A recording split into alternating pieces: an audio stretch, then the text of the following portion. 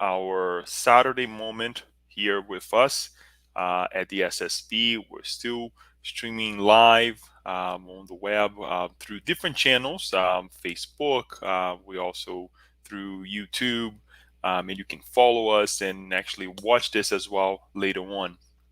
But welcome to this amazing start of August. Still summer. It's going by pretty fast. We're almost towards the end of August right now, but staying strong with this amazing warm weather. Hopefully, you're getting some sunshine and some liquid sunshine if it's raining. But hang in there. Today, we'll have another presentation with our dear friend Kirsten.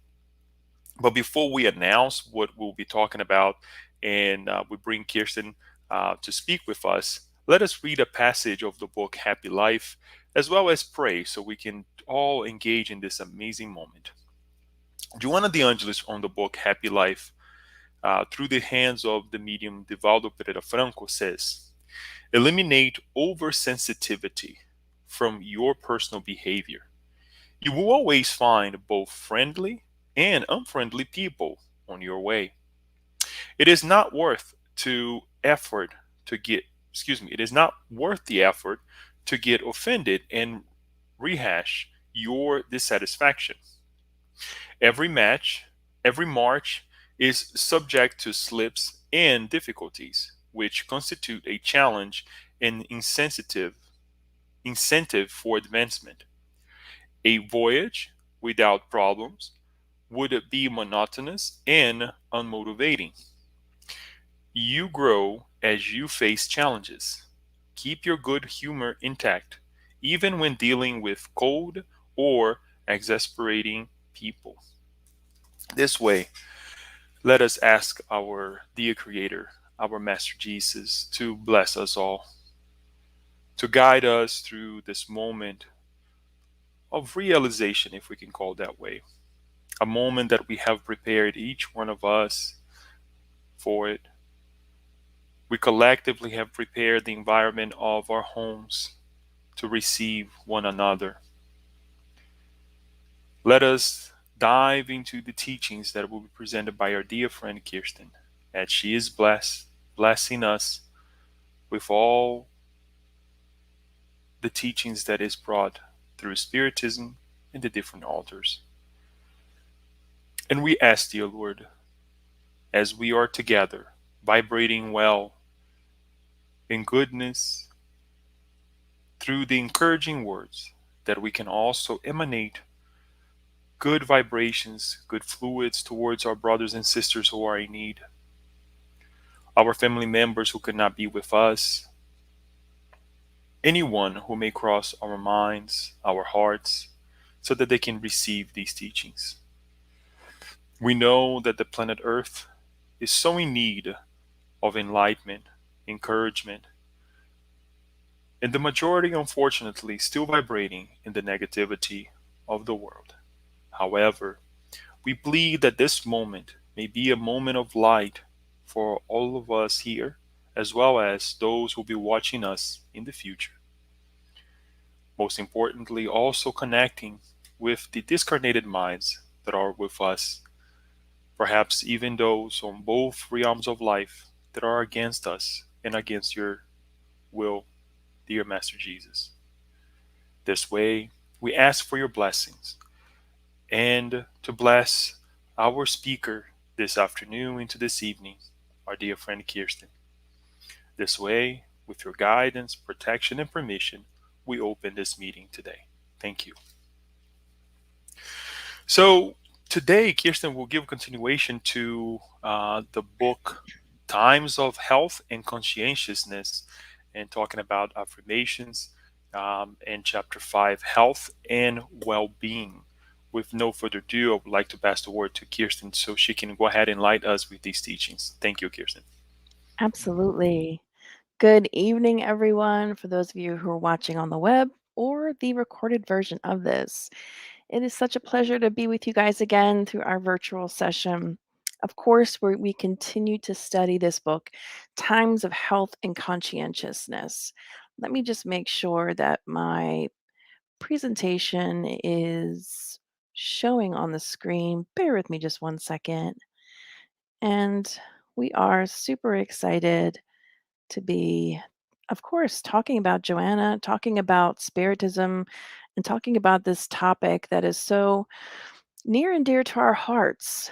It's just understanding of evolving, this understanding of working on ourselves. And for us, for as spiritists, we know that this time in the planet that we're living in at this era, being conscientious of our health and overall well-being is probably at the utmost importance that it's ever been in all of humanity. Even the World Health Organization over the last decade or so is beginning to redefine what health looks like, and just the different treatments that are coming out there. So it really warrants us to take the time and to read about these things. And this book is a perfect opportunity for us to dive into that.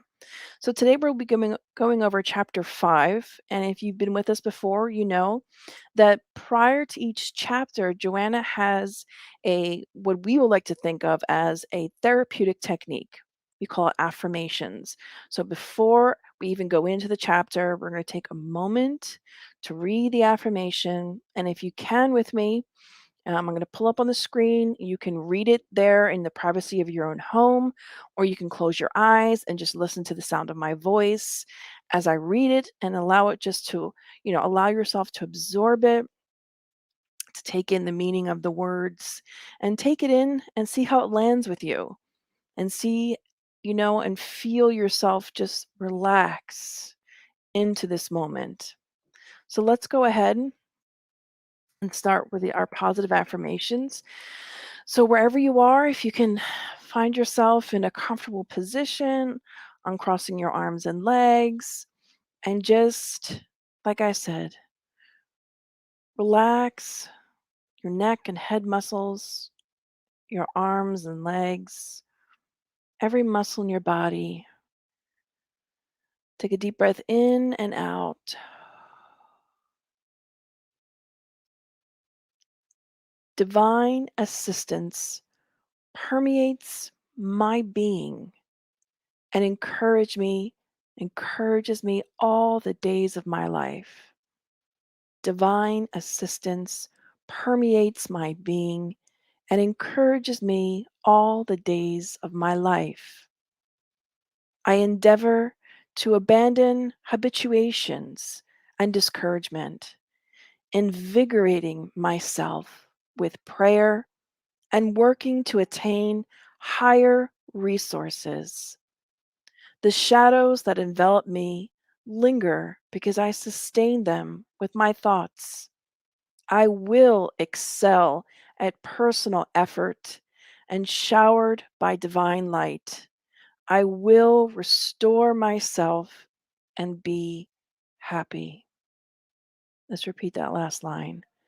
I will restore myself and be happy. Friends, this is a great and wonderful and amazing affirmation.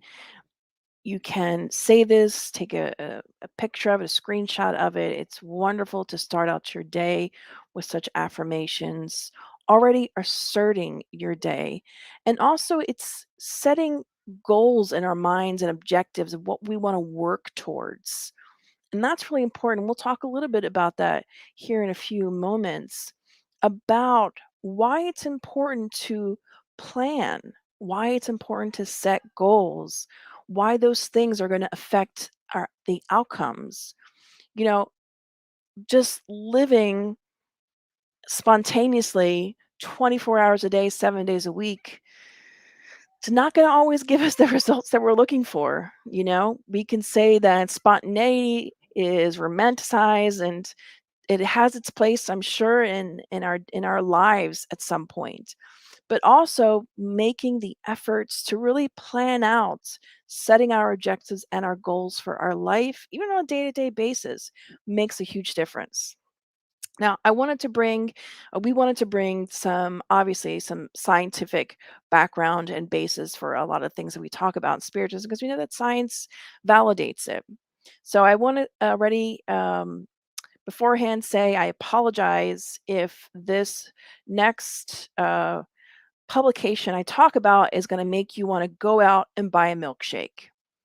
That is probably one of the negative side effects of me going over this. So yes, we're going to be talking about the infamous, if you ever heard of it, milkshake study. Mind over milkshakes. Yes, that's what it's called. The milkshake study. So the milkshake study was actually done at Stanford. But before I get into the actual publication of it, it's also important for us to understand one basic thing. And of course, we're not a neuroscientist. You can go on Google and look up these things. But for the sake of this conversation, we'll use as many layman terms as we can, and just to keep it simple, right? So to understand the study, we have to kind of understand a little bit about how that different hormones work in our body. So specifically, there's a hormone called ghrelin. I think I'm pronouncing it correctly, ghrelin, and it's known as the hunger hormone. Okay, so their hormones are all can be secreted by your stomach, also by the brain, but this one's largely secreted by the stomach. So it's released by the cells in our stomach, also in our brain, and it causes a hunger response, and it drives us to go and look for food and, like, open the refrigerator, what's there to eat.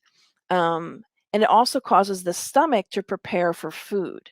So and then once we eat, the stretching of the stomach with food stops the release of this hormone, just so we can understand the basis of what this research is going to show and tell us as well.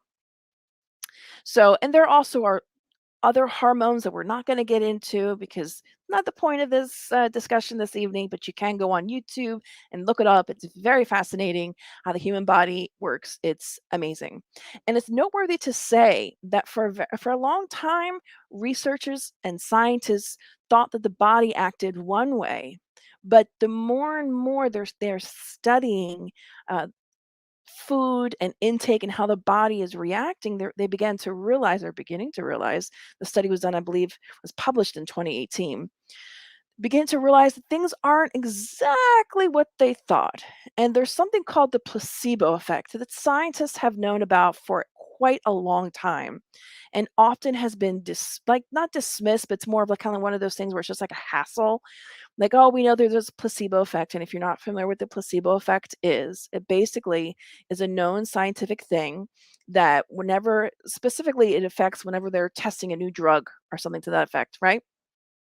So if they're testing a new drug and they want to see the effects on like two different groups of people, right? So group one will get a fake pill and group two will get the real pill. So they found that a certain percentage of people in group one who got the fake pill still had the same effects as if they had gotten the real pill. So that's called the placebo effect. Basically, it's saying that our mind is powerful.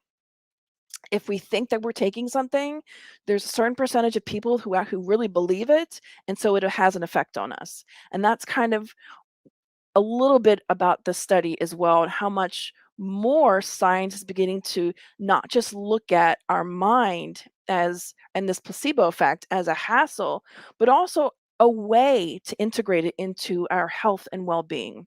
So this particular study, what they studied was they had two sets of people, and they utilized a regular milkshake, except on one group of people, the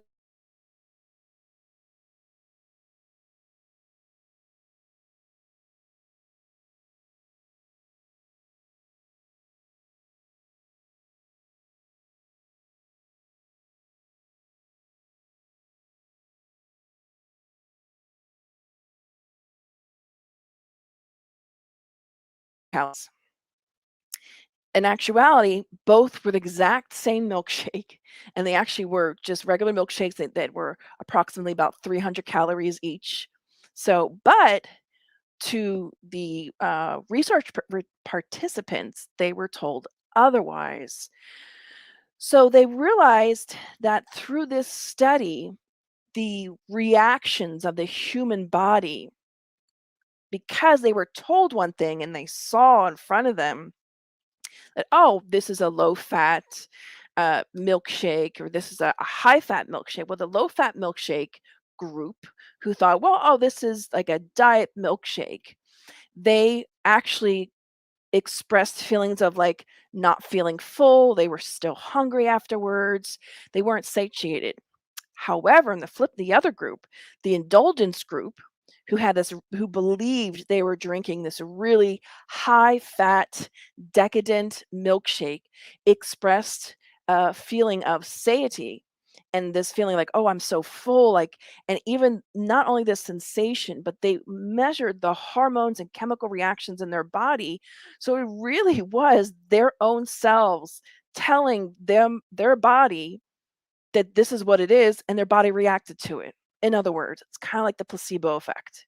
So this particular group of researchers at Stanford are beginning to, and I'm sure there are others as well, studying this effect and actually how much we actually can utilize this. So one of the researchers, Dr. Crum, she said the following in the publication when she was being interviewed. She said, "Our beliefs matter in virtually every domain, in everything we do. How much is a mystery, but I don't think we've given enough credit to the role of our beliefs in determining our physiology, our reality. We have this very simple metabolic science: calories in, calories out. People don't want to think that our beliefs have influence too, but they do.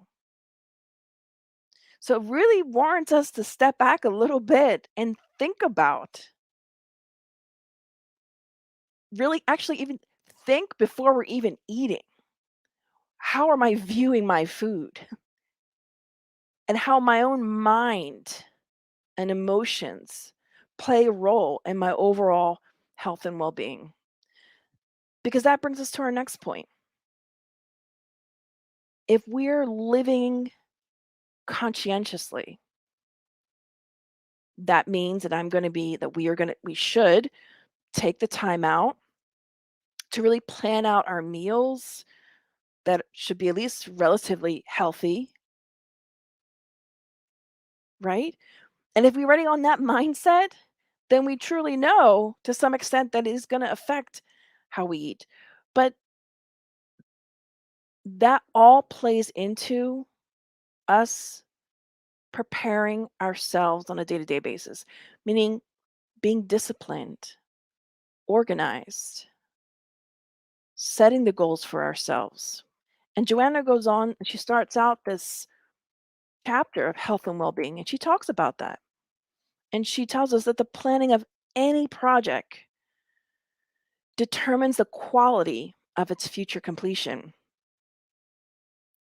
And we used to have a friend, well, we have a friend, and she always says, she repeats this, she's in the healthcare field, and she always says, if you fail to plan, if you if you fail to plan, plan to fail. If you fail to plan to fail. Meaning, if you don't prepare yourself, if you don't make plans, then prepare yourself that things are not going to turn out the way that you want to. And again, there's a place for spontaneity in our lives. There's a place somewhere in our lives where I don't know. But what we do know for sure is that being disciplined, organized, planning our lives will affect our outcome. Joanna goes on to say forecasts and details, calculations and references, organizational charts, and execution all form the working basis that leads to success or failure. Makes us think of, the great minds of, the likes of Benjamin Franklin, who was really worked hard, at least at some point in his life, on the virtues and just really saying, okay, today I'm going to work on this virtue, or this week I'm going to work on this virtue. It really should inspire within us this self questioning or this initiative within ourselves to say, I have I have little patience for X. So I'm going to work on that. And you can say, okay, I'm going to work on it for a week and then maybe I'll give it a break and I'll work on something else. But why else are we here on this earth? Just to have fun and go on lots of vacations? No, for sure. As we're told in the gospel, be in the world, not of the world. So we can be here. It's okay to vacation. But let's also make good use of our time while we're on this planet Earth, while we're on this planet, while we're living this life to be the best version of ourselves. And I believe if you're watching this, it's because you already have made those steps in that direction. You want to live a better life. You want better health and better well being. So, also congratulate yourself on that because we're all here to learn and grow together. Joanna goes on to say from planning to completion, any changes must be studied first so that they may be introduced without harming the overall endeavor or causing excessive, unforeseen expenses. Along the same lines, a meticulous sowing of thistles, followed by frequent fertilization, will result in no other crop but thistles. Of course, right? It's common sense. We reap what we sow. We can't be upset if we spend our whole lives being a Scrooge and then at the end of our life, we have no one around us. It's the reality, right? Whatever we plant, we're going to harvest. It's on us, totally. What other people do is on them, but what we do is on us. So it's a call for self responsibility.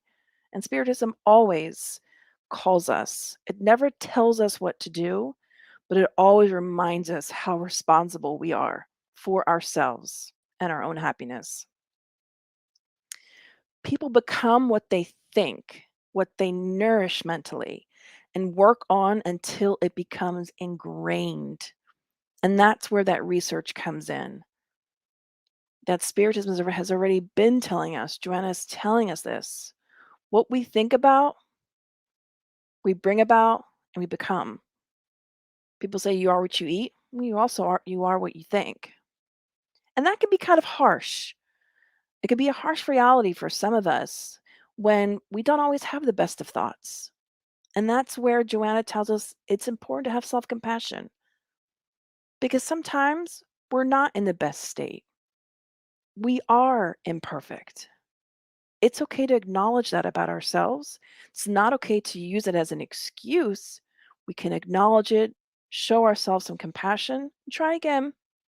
Tomorrow's a new day. If we falter in some area, if we fall down, we make a mistake, let's recognize it. Let's own it. Let's forgive ourselves. Pray that others forgive us too. Let's move on and try again. And hopefully not fall in the same pit. Fall in a different one, but not the same one. Hopefully. But even if you do, try again. And that's why having a goal, you know, we can view ourselves. I know perhaps it might seem funny in a sense to look at ourselves or our lives as a project. But if you've ever worked on a project, whether you're a researcher or you've worked on projects in your home, you know that it's so important to plan out the steps, plan out your budget, plan out what you're going to do. That way you can see it all the way through and it's so much less stress as opposed to, well, I'll just see where it goes. The unknowns is causes so much stress. But if we know what our objective is, what we're working towards, we can measure that. We can see progress being made versus living life haphazardly, like just living life as it comes. And we're not talking about, and we don't believe that Joanna's talking about being neurotic, being crazy and have to stick, absolutely and have no leeway. No, of course not. Of course, plans can be changed, and as she said, before any changes are being made, consider it, think about it. Think about the consequences of going left versus going right and vice versa. But contemplate it because our life, our progress matters. We matter. She goes on to say that unfortunately, most people cherish only negative ideas, pessimism, and malaise. As a result, they weaken their moral resistance, debilitate their spiritual qualities, and feed off of their own delusions. So we can create hell on earth for ourselves. And you might think, why is that, Kirsten? Why do sometimes I keep just thinking these negative thoughts? Why I keep ruminating? And we'll tell you why. Because it's habit, because it's what we know. We're creatures of habit. In the spirits book, they tell us that from one life to a next, if we were to measure or try to measure how much people grow and change, it's very little. And that's not to discourage us, and that's not to say that we can't grow more. It's just to say that the average person doesn't make a whole lot of effort. And they tell us that if we make just a little bit of effort, we can change a lot. But the average doesn't. So the question is, do we want to be average?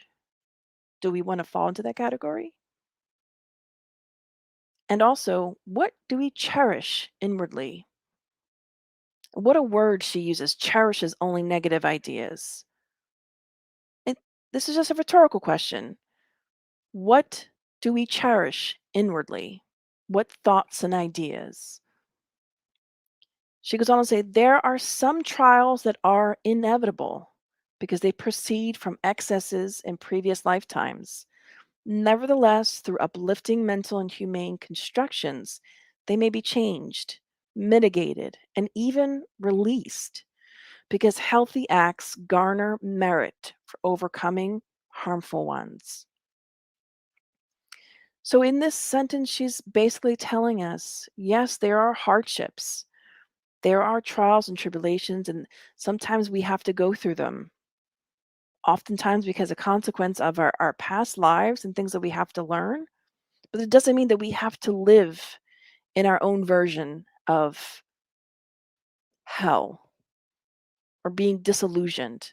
If we lift up our mental vibrations, if we tune into higher vibrations, we can shift. We can shift. But because we are spiritists, and obviously this is a spiritist lecture, we cannot go without mentioning the obvious potential that the spirit world and the spirits, the effect that they can have on us. And we brought this question before, question 460. Do we have our own thoughts plus others that are suggested to us? And the spirits wisely tell us, your soul is a spirit who thinks by itself. Nevertheless, you must have noticed that many thoughts occur to you all at the same time with regards to the same subject, and that they frequently contradict one another. Well, they are always a combination of your own ideas and other spirits' ideas. And this is what renders you uncertain. You have several ideas within your mind battling it out with each other. So there always is that component in our lives of the spirit world, of spirits that potentially can also play a part in how we're thinking, how we're feeling. But that's where our personal responsibility comes in, where we can make the efforts to raise our vibrations. And you might say, Kirsten, it's really hard. I'm going through a really hard time right now. And that's valid. And there are many hundreds of thousands of people that go through really horrific circumstances. And only God knows why. But let us not be a victim of our circumstance. Let's be the rare gem in life that rises above it.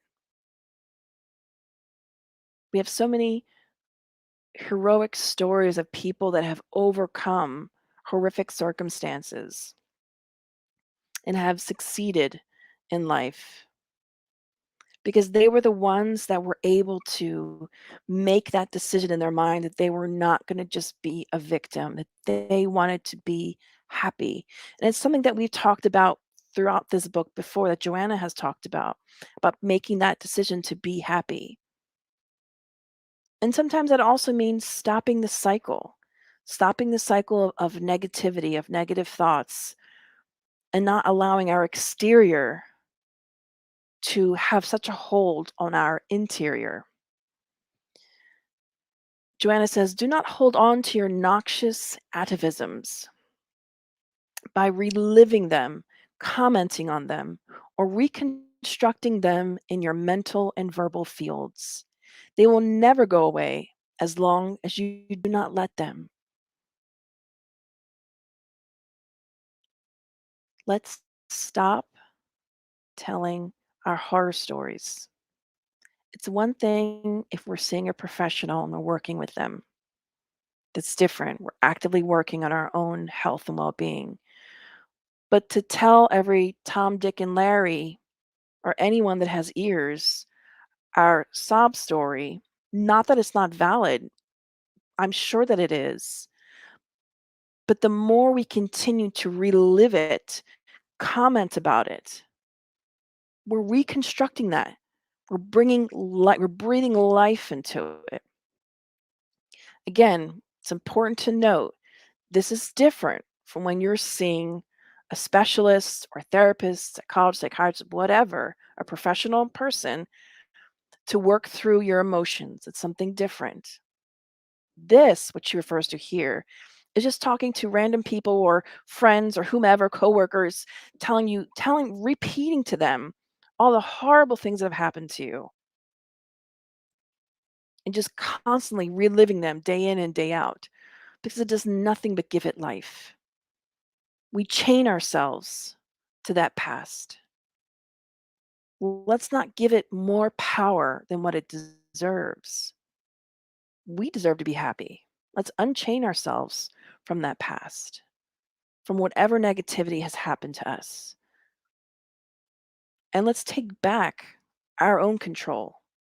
Let's take back our happiness and not allow anyone else to have that control over us because we deserve to be happy. No matter who you are, what you've done, where you've been, you deserve, I deserve, we deserve to be happy.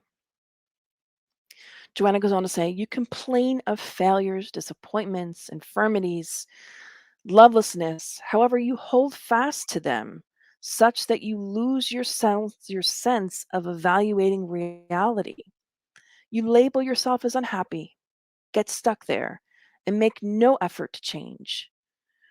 Conventional wisdom rightly states, a rolling stone gathers no moss, suggesting a change in course, movement, achievement. It's up to us.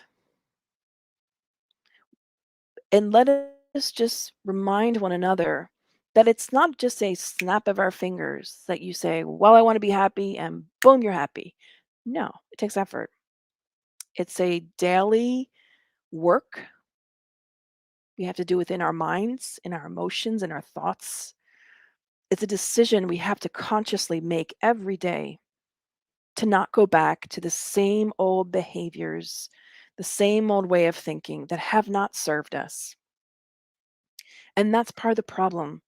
We hold fast to these old ideas because it's what we know, it's what we feel and believe to be true. But let us ask ourselves, how has that belief served you? Has it done you any good thinking that way?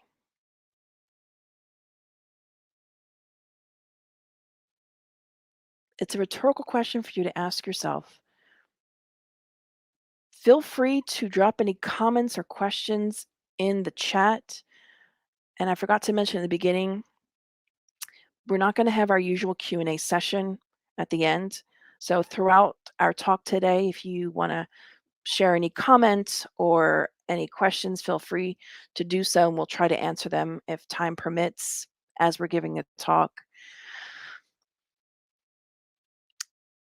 But yeah, stopping the cycle, our own cycle of thoughts.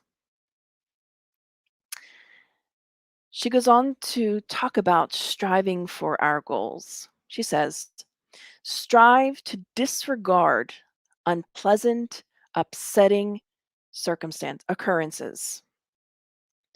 Plan your present, set goals for the future, and get to work without moping, without self pity, without bitterness.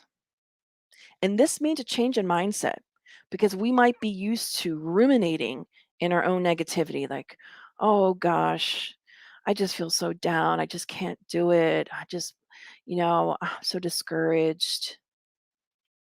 Now let's set goals. Okay, today or tomorrow, I'm going to work on XYZ. I'm going to do XYZ, and my goal is to do Z and maybe ABC as well. And let's move forward with it. Life is hard, but not impossible. She goes on to say, you can and must change your environment for the better. It's not enough simply to ask God to help you. You have to do your part. Otherwise, you will achieve very little or nothing at all. Health or wellness, health or illness, well being or unwellness, it all depends on you. It depends on us. We can ask God for help. That's like one of the most obvious points, right? We can turn our minds to our divine creator and ask for assistance. But then if I go lay down and don't do anything, don't make any plans to get better, don't make any plans to see a specialist or see whoever medical professional I need to see, or to change my diet, or to change the way I'm thinking, to take in some sunshine, to go for a walk, to be kinder, to make the decision to be nicer, more compassionate to ourselves. If we make no effort to change, Joanna tells us just asking God to help you, it's not enough. It's good, but we have to do our part. And that's why this iceberg illusion is a great analogy, because oftentimes we see successful people that look apparently happy, but what they don't see is all the hard work that went into it, all the sacrifices and the failure, the dedication and the discipline that went into it. It's a lot. When we look at Olympians, and I believe Daniel gave a talk about this recently, we look at these Olympians and we are actually watching a gymnastic routine, and they make it look so easy. But what we don't see is the hours and hours and weeks, days, years of their lives just practicing for that moment. And they make it look so easy. And when we look at people who seemingly or look happy or balanced, they make it look easy. And we might think, oh my gosh, wow, look, life is just easy for them. They have it so easy. No, no, no, no. My friends, rest assured that they've endured a lot of hardship. If you ever come across someone who is very well balanced, who is kind and compassionate, who is loving and kind to all, like the ideal person, we can guarantee you that person has reached that level through much pain and heartache. They've gone through so much, and they've utilized that as a tool for themselves to become like a brilliant diamond. So it's just a fallacy. It's just an illusion when we look at someone and think, oh, they're just perfect. They have it easy. Life is easy for them. Oh, they're just an athletic person. Nope. It's just not how things work. It's not how things work. We see people on TV for 10 minutes doing a routine, or Michael Phelps, or people that are really successful. We see 10 minutes of their life and think we know, but we don't know. The choice is always ours. Every day we get up, we have to make a decision about setting goals for our lives, for ourselves. And that's what investing in ourselves looks like. How am I investing in myself? What am I doing to be better? It's okay to slip up. It's okay to fail. It's going to happen. Let's be persistent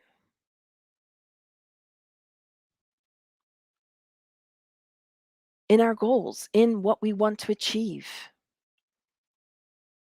Even if the 100th time we've done something, it doesn't work. It could be the 101 time that you try that you get it right. We don't know. So the point is for us to keep trying, to keep going. We heard this beautiful, wonderful story recently, and it was of a woman. We saw it on social media. It's probably a TikTok or one of those videos. It was short, where she was sharing how one person really made a huge impact on her life. And she said it was a paramedic.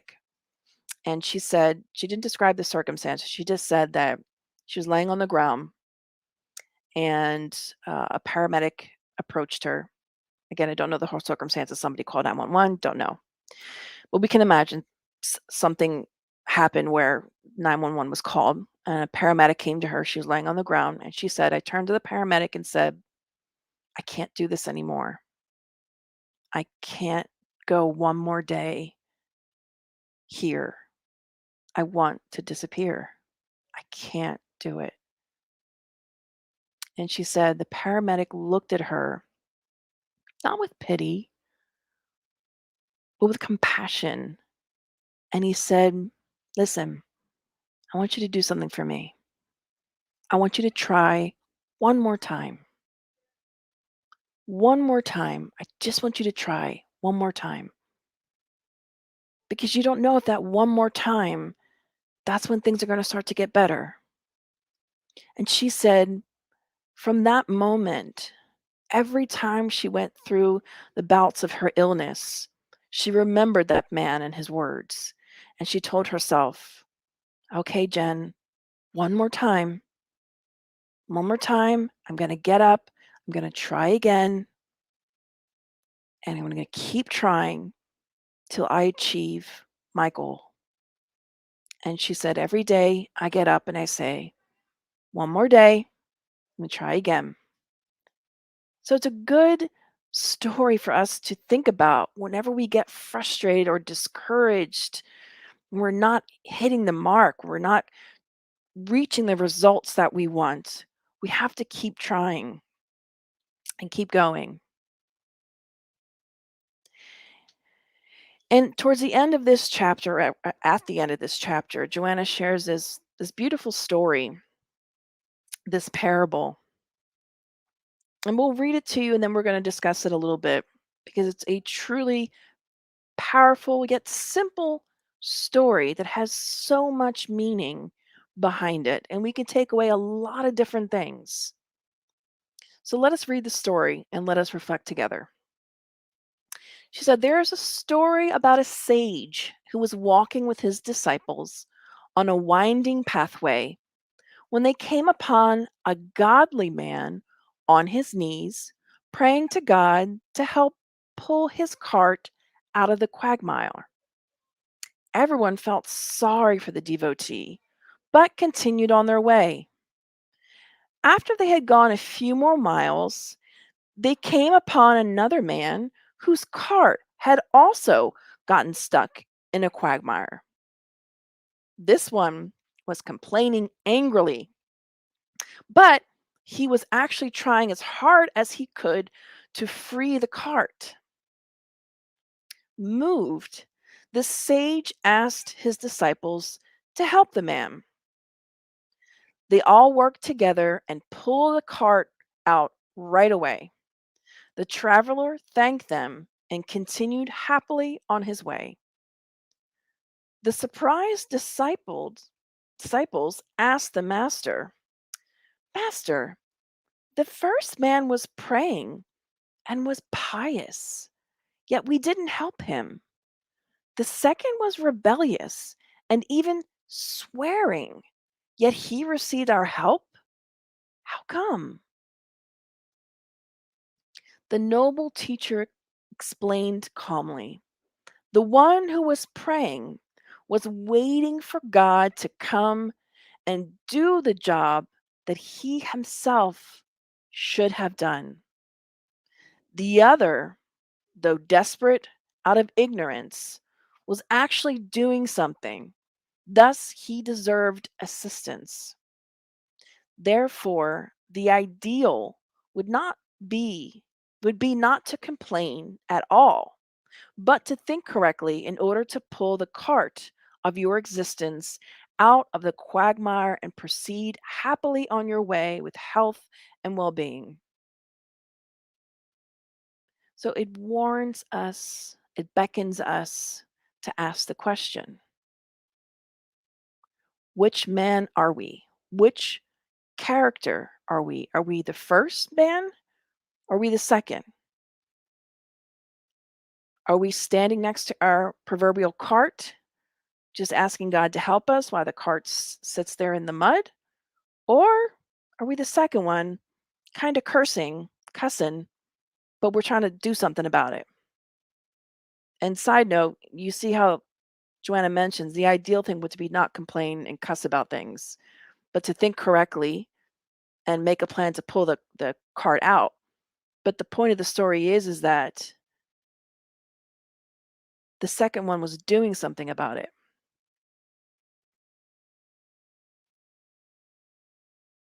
So what are we doing about our cart that's stuck in a quagmire? Are we complaining about it?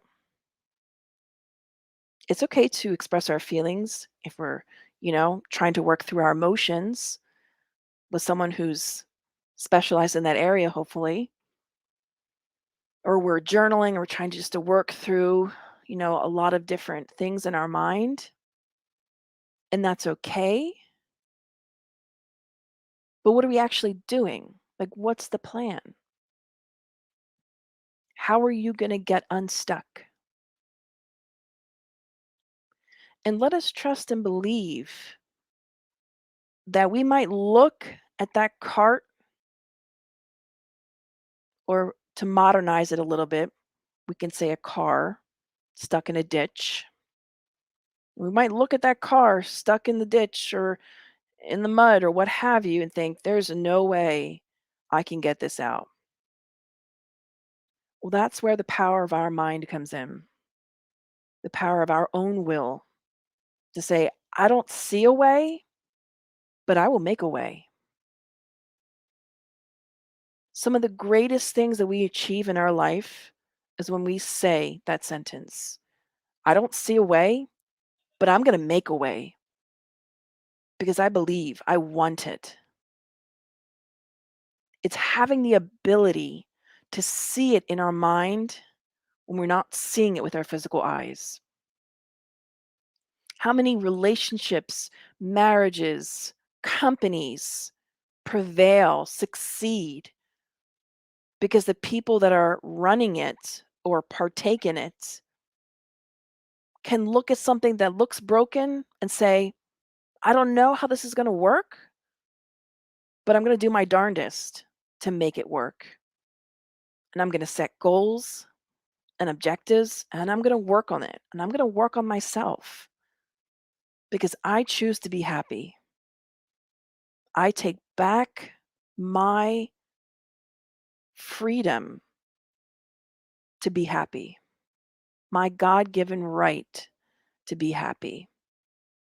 to experience joy, love, laughter, all those positive things. It's up to us. Is it difficult? Is it hard? Yes, it is.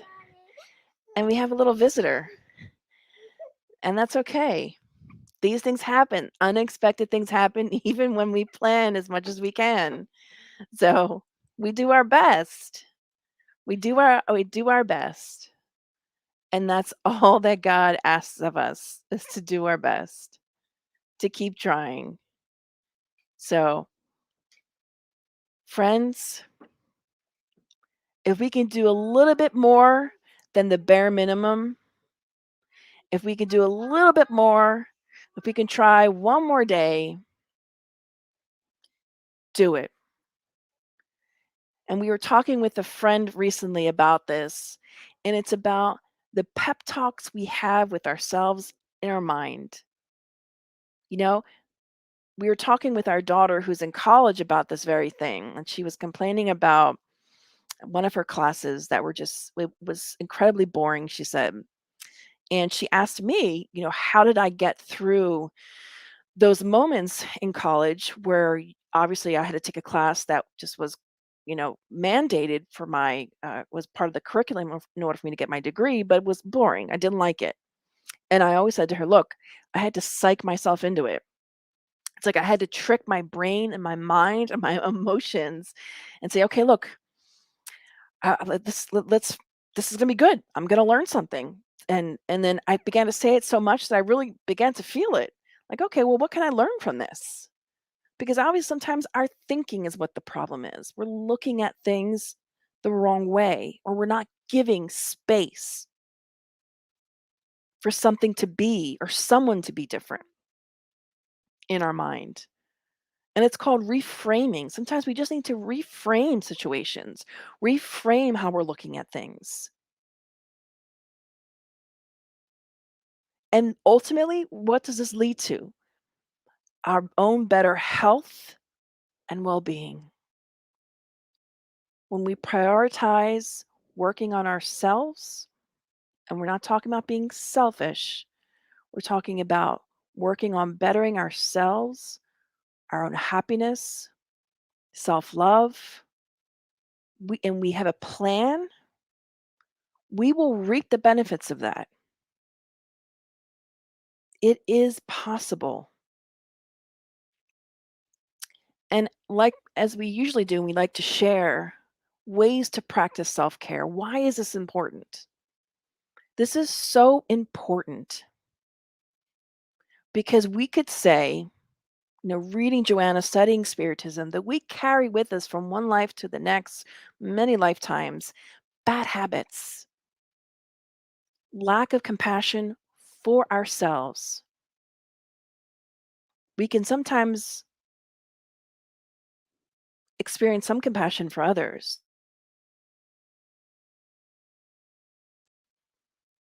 So we have to be able to have something that's called self-care. Let us take care of ourselves. Let us prioritize our health and well-being by saying, I'm going to read a positive book, something that's uplifting for me. I'm going to do something that I feel makes me feel good, listen to some positive music. Some people love taking baths. Other people love drinking tea or coffee or writing a gratitude journal or do art, color, paint, whatever. Go for a walk and stretching. You wouldn't think that, but stretching, that physical act of stretching actually does a lot for the mind in a positive sense. And there's some science out there behind it as well. But as we can see here on the screen, taking care of ourselves so that we also can have space to care for others. And Joanna reminds us, the more we work on ourselves, the more compassion we have for other people, because we see how difficult it is. She tells us that in her little book, Happy Life. So we're able to see people who have high levels of compassion and empathy. It's because they've worked tremendously on themselves. They know how difficult and how hard it is. And so they're able to impart that compassion to others. They're able to understand. So let us have that goal for ourselves to want to reach that level of spiritual maturity, emotional maturity, to be that special, good person. And it really helps if we, on a day-to-day basis, we visualize that vision in our minds. Some people like vision boards, dream boards. Some people are more just writing down pen and paper. But that's the best way for some is to visually look at it and remind yourself day to day, okay, this is what I'm working towards. Some people put affirmations in their room or wherever, in their car, whatever works for you. Just do it. One more day. Let's try again. Let's keep going. And I know we mentioned that we're not going to do a Q&A, but I do see that there's just a comment or two here. Um, and then I'll mention the comment and question, and then I'm going to move into our meditation. And our meditation is just going to be about a few minutes. It's not going to be really long, but it's going to be a meditation for us to begin to contemplate our own self-renewal, to reframe, to begin to change ourselves without expecting others to change, to take that self-responsibility within ourselves. So we have Yasko, and you can see if maybe Leo, you can throw it up on the screen real quick. Yasko makes a comment question. I think I can pull it up. Bear with me just a moment here. Okay, there it is. Thank you. I think I'll stop sharing this as well. She says, beautiful affirmation, the mind and milkshake study.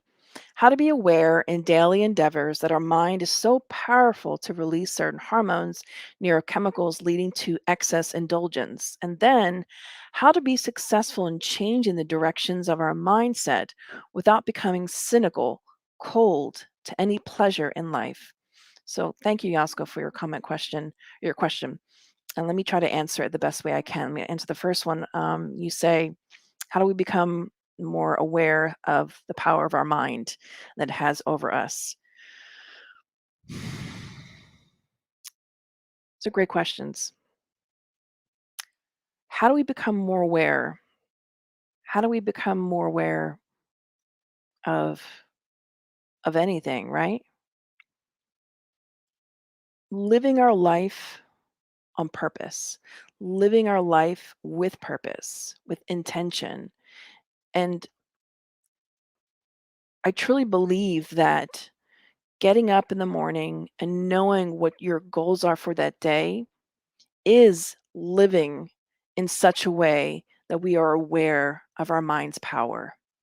Because if I know that my mind is powerful, then I'm going to do everything I can in my power to utilize that and harness it for my own good, which means I'm going to be setting goals for myself on a day-to-day basis, weekly, monthly, and staying positive. I'm going to enrich my mind and my soul by making sure I make time for the positive and uplifting, because I know that what I think about, I bring about. Acting like we know better is proof that we know better, and the opposite proves that we don't. And the second part of your question, how to be successful in changing the directions of our mindset without becoming cynical, cold to any pleasure in life. It's a great question, Yasko. How do we work on ourselves? How do we change our mind without becoming cynical? You know, we are such complex beings. You know, we carry from one life to the next so much. we're going to say baggage. Baggage often has a negative connotation, but I'd like for us to not look at it as something negative, but rather just something that comes with us. And we can process through that baggage. Oftentimes, has more of an effect on us on an unconscious level, and we react out of it. So, but getting to know ourselves and holding ourselves accountable, self reflection, keeping ourselves in check. So, if you find yourself to start to become cynical, talk to yourself as you would a friend. Like, that sounds like cynicism. Let's let's roll that back a little bit. Why am I feeling cynical about this? What is it about this that makes me feel cynical? What feeling is underneath that? I would say that that warrants us to probe a little bit more deeper into our own minds and why we're feeling the way that we're feeling. So it all goes back to self discovery ultimately. And I think that there's no hard and fast black and white way for us to guarantee, like, okay, if you do this, you're going to guarantee you're going to hit the mark every time. I don't think so. I think it's going to be a lot of trial and error, and you have to find out what works for you, setting your goals, reevaluating at the end of the day how you feel you did, whether it's in a journal or just to yourself before you go to bed. Like, okay, how did I do today? How did I behave? What kind of thoughts did I have? Did I hit the mark? Did I stay on course with what I wanted to work on?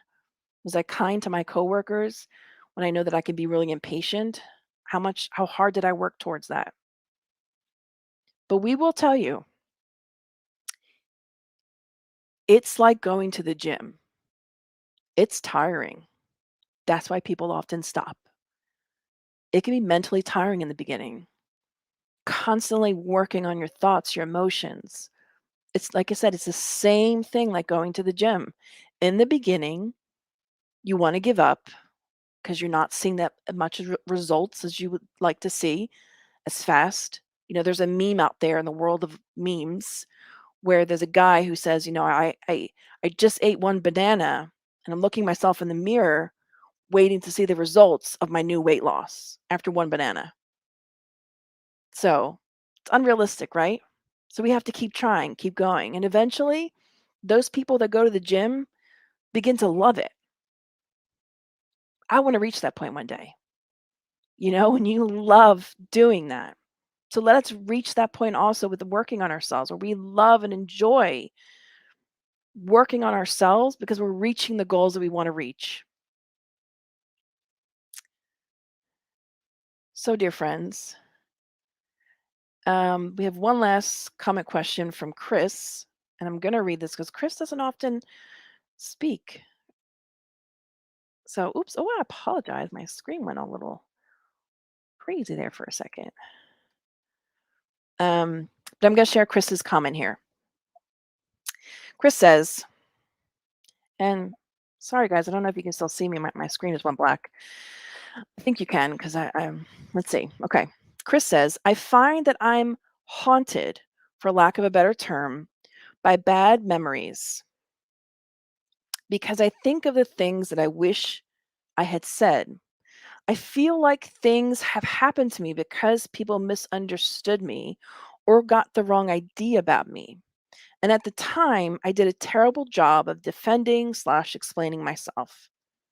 How do we let go of this feeling without actually going back to a person and bringing up a past event that they may have long since forgotten so I can explain myself?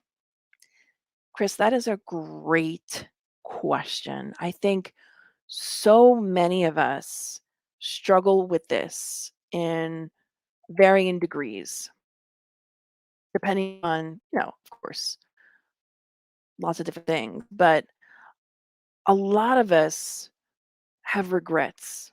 We look back and say, man, you replay past events in our minds. So how do we stop? How do we let go of that? Chris is asking that feeling without actually going back to a person. So I have a great technique that I use for this. And, to each their own. You have to do what works for you. But it's a visualization technique. So a couple things first to note.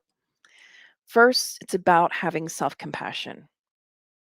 You know, looking at that part of you, that said those things and maybe didn't say it in the way that the best way you could have, or like you said, you didn't defend yourself or what have you. Looking back at that part of yourself and having compassion for it and saying, you know what, previous Chris or previous Kirsten, you didn't know your best in that moment. But moving forward, I'm going to try harder. I'm going to do differently. And what often can help, at least sometimes, is actually imagining in your mind, replaying the scenario, but with the outcome that you want. See, we don't have to necessarily go back to that person, especially sometimes that we have people in our lives that pass away or move to a different country and we can never ever find them again. Or for many different reasons, they're just unreachable. And if that's the case, like I said, we can visualize in our mind how we would have liked the moment to have transpired, what you would have liked to have said. Like, but also it's important to step back and ask yourself, what is your desired goal? What are you hoping to achieve? Is the feeling that what you did in the past is because we were concerned about other people thought of us? Because that is what can plague us for the rest of our lives. We don't have control over how people view us. But we can try to be the best version of ourselves, be authentic, and that's all we can do. And when we make a mistake, let's own it. And sometimes it's okay for us to go back and say, "Hey, look, you probably forgot about this. This is a million years ago. It's probably silly, but this thing happened, and I just want to say sorry about it." Like I look back now and I think, "Huh, why did I act like that? Why did I say that?" But if we have the expectation that we feel that we weren't understood, we might never be understood by some people because we can't control other people. We can't control how a person thinks or perceives us. We can do our best and try to communicate, but we never know fully what the other person has in their mind. And that's where that self responsibility comes in. Let us do our best, forgive ourselves for our past, what we've done, what has happened, and only look back to see how far we've come and how we can do better in the future. So the next time you encounter that person or situation that's similar, you can step back and say, okay, I'm going to be calm. Let this person speak, and then I'll speak. Speak from my heart. Be kind. And if the person doesn't understand me, there's nothing I can do. But that's where taking back our own authority, our own responsibility, power, taking back our power that we have to be happy and to not allow someone else to dictate how happy we can be or what our happiness looks like. Is it hard? 10,000%. It's hard. Is it impossible? No, it's not impossible. It's doable. So, dear friends, with that, we thank you all. And we wanted to move to this moment of a brief meditation slash visualization, if you will. And you can do so. You can just stay in the seat, however you are, as long as you're not driving. Just stay as you are. I want you to just try to deep breath in and out. I want you to relax your shoulder muscles. Just let go of that tension. Let it go. The tension in your neck, arms, and your abdomen.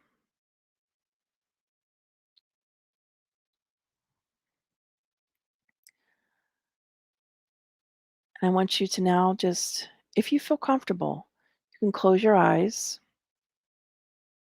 as we proceed with this meditation. I'm going to close my eyes. That's what I feel sits right with me. And let us imagine ourselves the best version of ourselves. Let us imagine that best version in front of us, what that would look like, what that will feel like.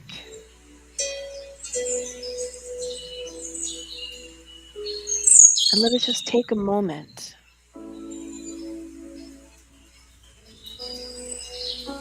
to make that a reality in our mind.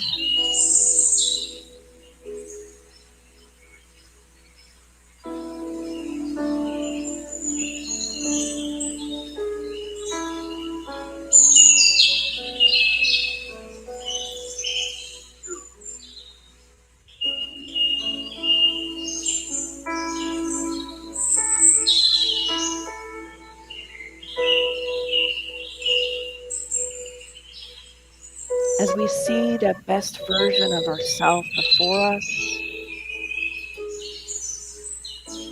let us embrace.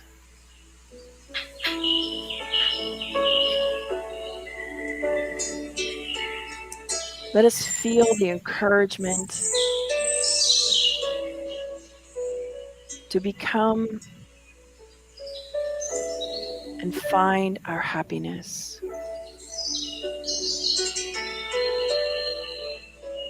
To reach our potential.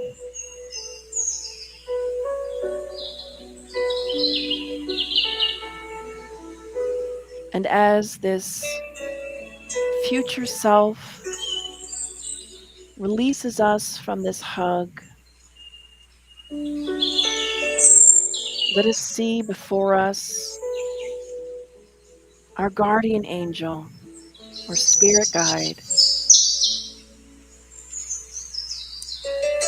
with a smile and open arms, reminding you, you are loved, you are worthy, you have purpose, you are destined for happiness.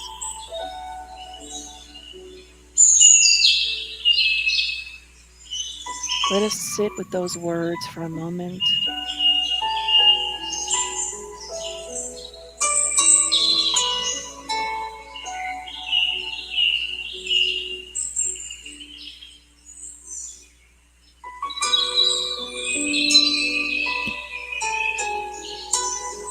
And now let us feel the kindest, most loving, fraternal hug from our spirit guide. And allow it to be an encouragement that touches the depths of our soul and our hearts.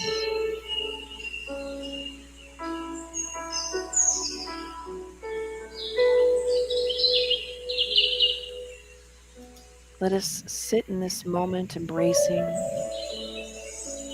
allowing every cell of your being to absorb these healing vibrations.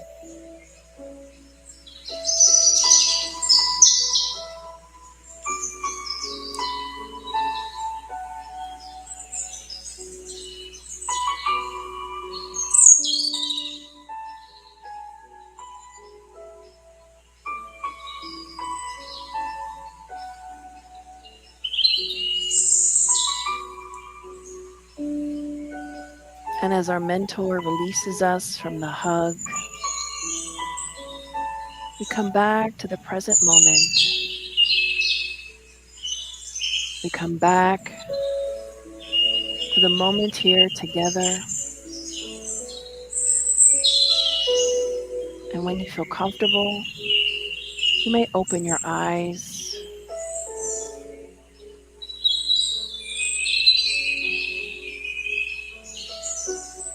Let us just breathe in gratitude and exhale gratitude.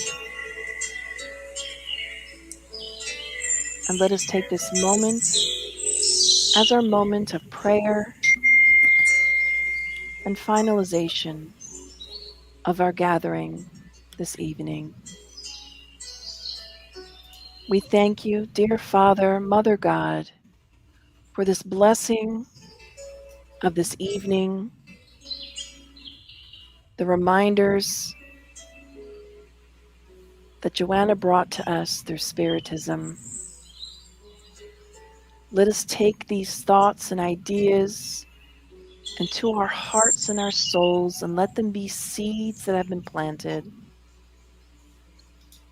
We pray, dear Lord, for all those who participated this evening, all of those who are part of the SSB, everyone who was asked for prayers, guidance, help of any kind.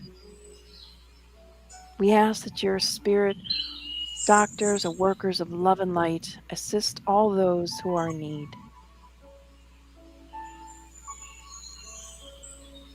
We pray for our world, for all the suffering that's going on overseas and in our own nation. May we endeavor to be the best version of ourselves. In Jesus' name, so be it.